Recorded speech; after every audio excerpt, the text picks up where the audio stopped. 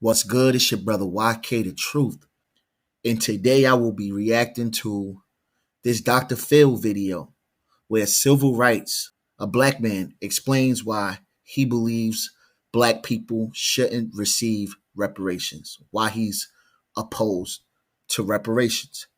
So let's play the video. Support reparations. Why not? Not everybody. You say you don't support reparations. Why not?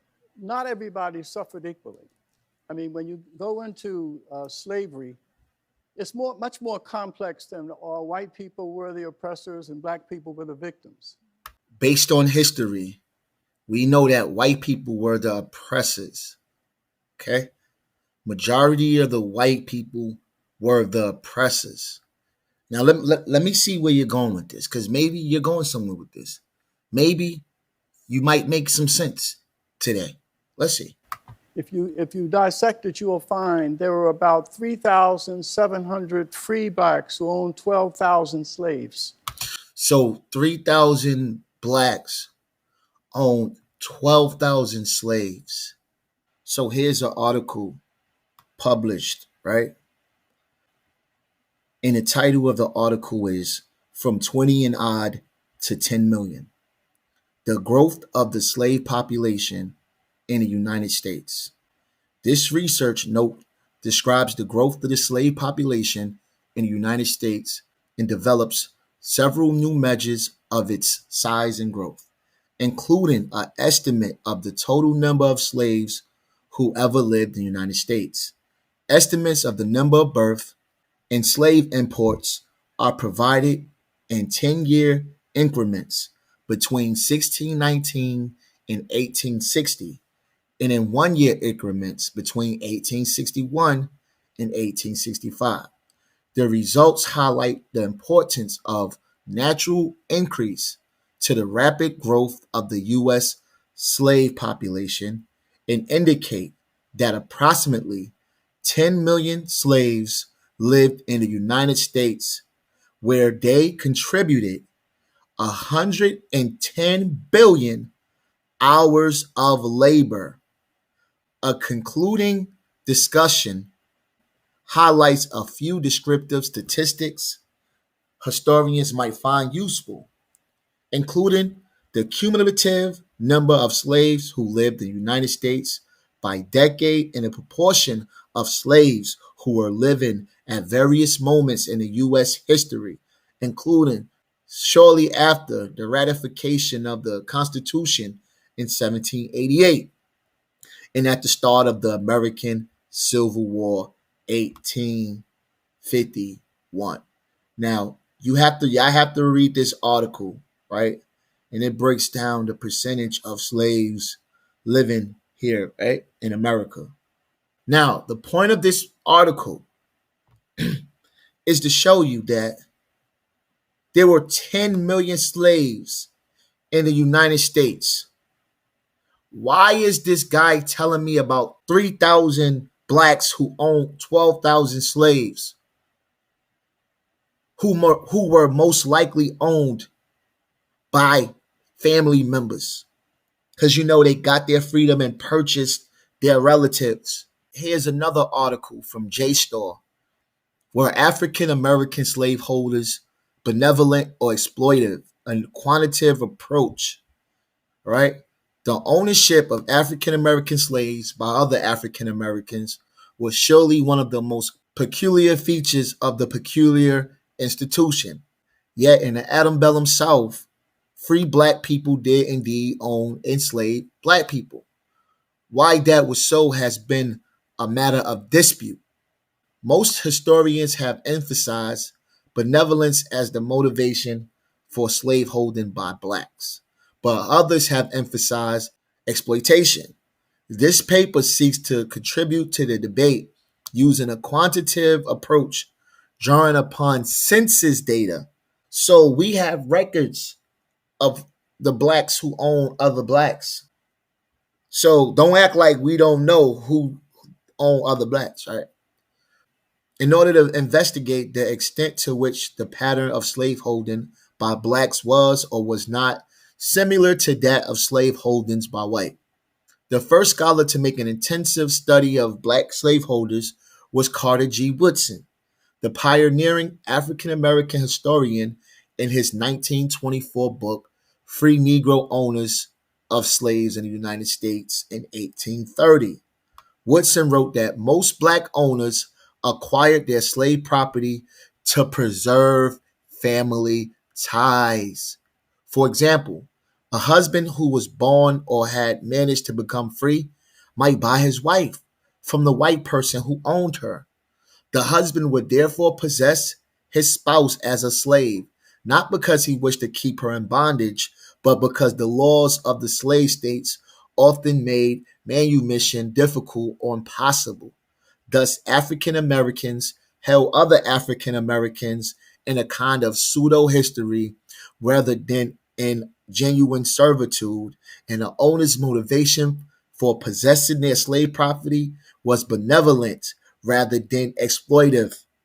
Woodson did acknowledge that there were black slaveholders who bought slaves for the same reason that whites did, to gain economic advantage from their forced labor, but he believed that such exploitation of blacks by blacks was relatively rare. Woodson's claim appears plausible, for there were indeed many impediments to manumission in the South, and thus many reasons for blacks to own relatives and loved ones rather than to buy them and simply set them free. So you also have to take into account that a lot of those black slave owners that y'all like to bring up, they were owning their own family members. So you failed once again 10 million slaves and the few who participated in slavery for whatever reason. Why is he using that as an excuse to not pay reparations for the millions of slaves that lived in the United States? You see how easy that was? Very easy. For those who like to say, well, what about those blacks who sold other blacks? Look at the numbers. The numbers don't lie. Black slaves. The question is, do the descendants of those free blacks who owned black slaves, do they pay? Blacks really. Do they pay? No, they don't pay. Because 9 out of 10, if you pull up those records, you're going to see that they owned slave. They owned their family and they brought their family. And for the ones who did participate in slavery, right? Were they once slaves themselves who gained freedom? So do you still have to pay for the time that they were slaves? These are questions that you do not ask. He went and found 3,000 black people. Millions of people were slaves in North America. But yet you bring up 3,000 blacks who owned 12,000 slaves. You got to be kidding me, man. Blacks really benefited more the first 100 years after slavery we have in the last 50 years.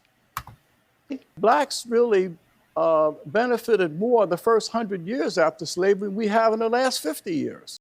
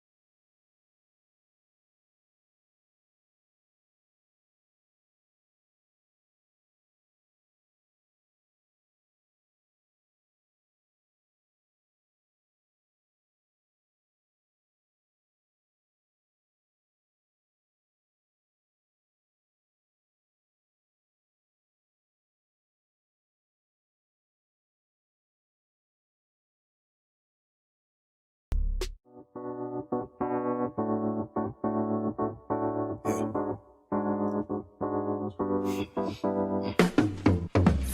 the lane, I'm trying to make a name, but my sick thoughts got me by my brain. I'm searching for my, how ironic how we hustle for the same, but get bracelets for trying to get a chain, and they wanna take up.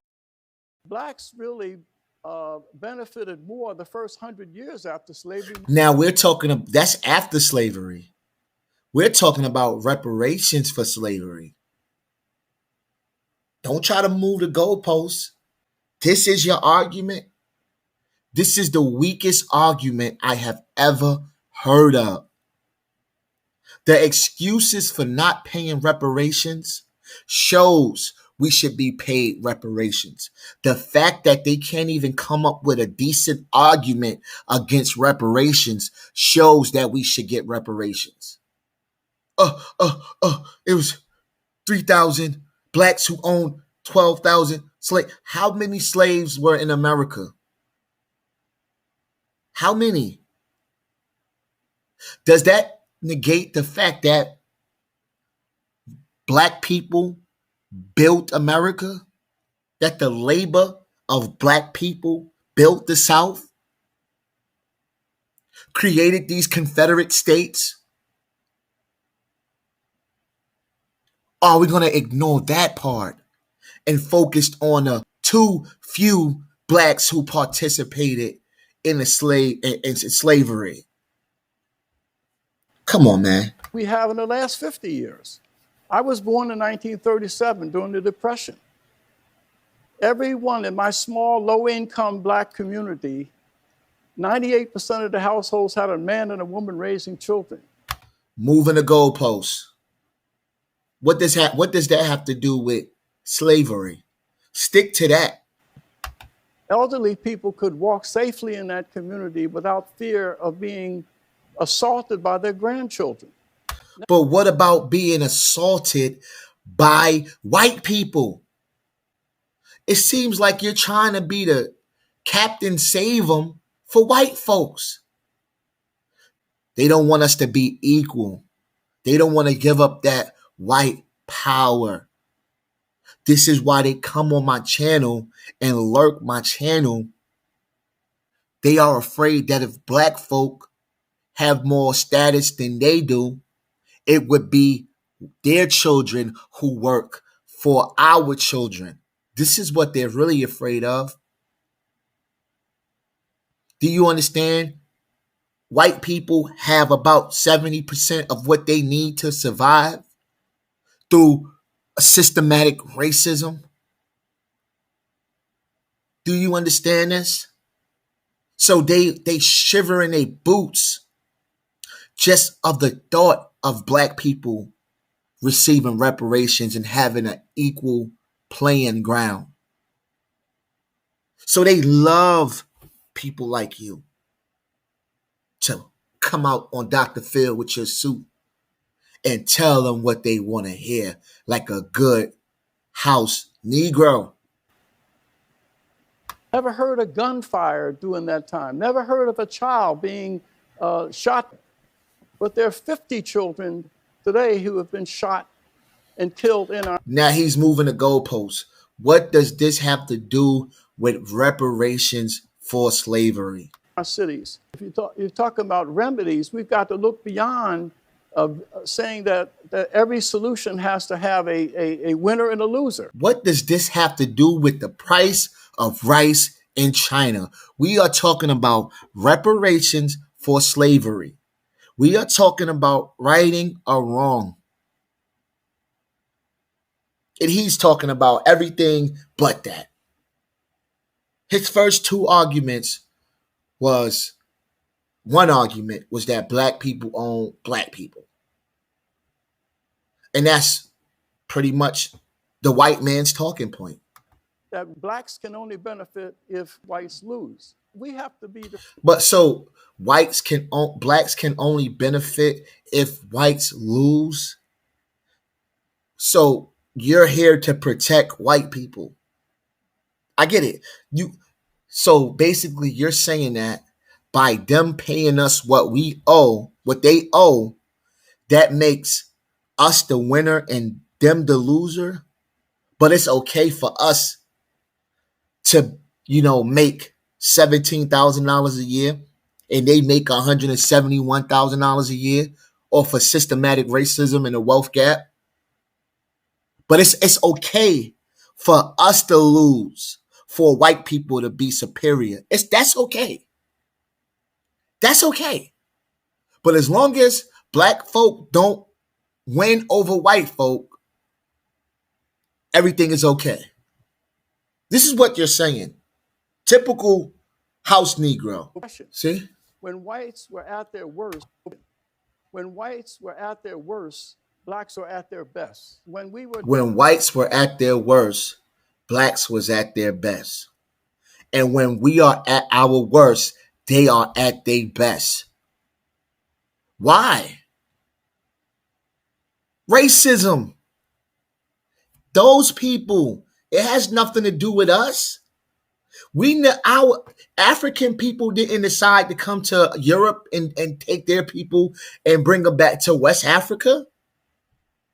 We didn't decide to do that. They went and brought us. They needed us. We didn't need them.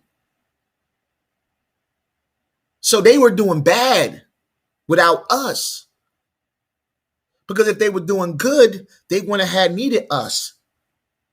Denied access to hotels. We built our own. So now we're talking about everything but reparations for slavery. Communicate challenges, and therefore America is on black family suicide 6 times the national crisis. So I'm not even.